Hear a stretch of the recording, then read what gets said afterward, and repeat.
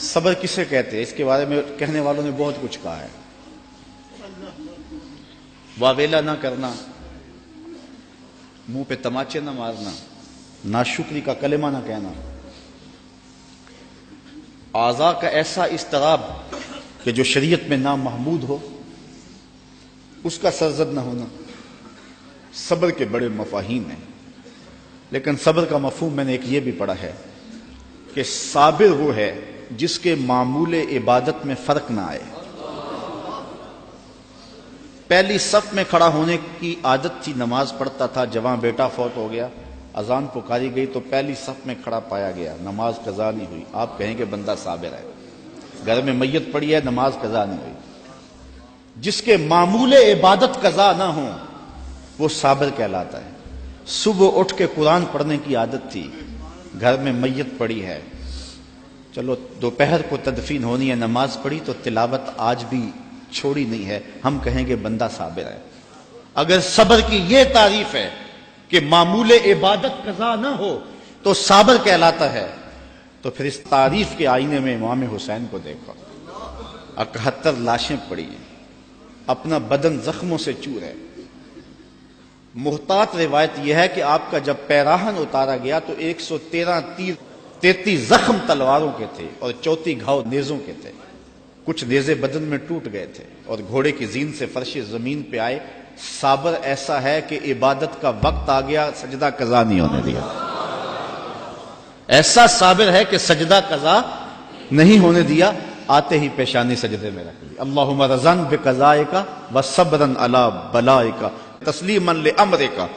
اے اللہ، سب کچھ کٹا کے اور بچوں کی لاشیں پڑی ہیں، حسین کے لخت لخت سے خون بہ رہا ہے، لیکن حسین پھر بھی حاضر ہو گیا تیرے امر کو تسلیم کرتے ہوئے اور آنے والی مشکلوں پر صبر کرتے ہوئے، اور حسین تیرے حکم پہ راضی ہے۔ تو بھی بتا، تو بھی حسین پہ راضی ہوا ہے یا کہ نہیں ہوا؟ آواز آ رہی ہے، اس نواسے پر محمد مصطفیٰ کو ناز ہے، اس پیاسے پر علی شیر خدا کو ناز ہے۔ اوروں نے بھی سجدے کیے پر اس کا عجب انداز ہے، اس نے وہ سجدہ کیا جس پر خدا کو ناز ہے۔ عابد ایسا کہ معمول عبادت قضا نہیں ہوا، سجدہ قضا نہیں ہوا۔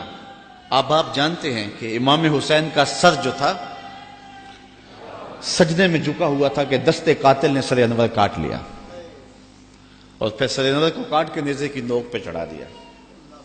یزیدیوں نے اس لیے کیا کہ اپنے لشکر کو تسلی دیں کہ ہم کامیاب اور کامران ہوئے ہیں، دیکھو سر حسین کٹ کے نیزے کی نوک پہ چڑھ گیا۔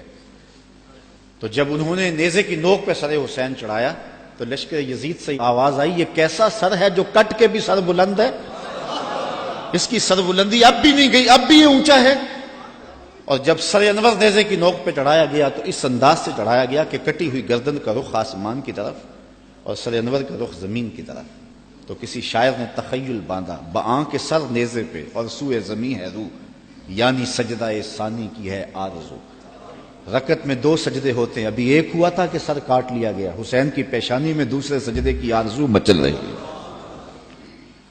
صابر ایسا کہ معمول عبادت قضا نہیں ہوا اور پھر تلاوت بھی قضا نہیں ہونے دی۔ حسین کا سر نیزے کی نوک پہ ہے، لبوں پہ قرآن جاری ہے، کیونکہ حسین کو لوریہ ہی قرآن کی ملی تھی۔ تو حسین ابن علی رضی اللہ تعالی عنہ سے صبر سیکھا جاتا ہے، استقامت سیکھی جا سکتی ہے، اور اپنی زندگی میں اس کا چراغاں کیا جا سکتا ہے۔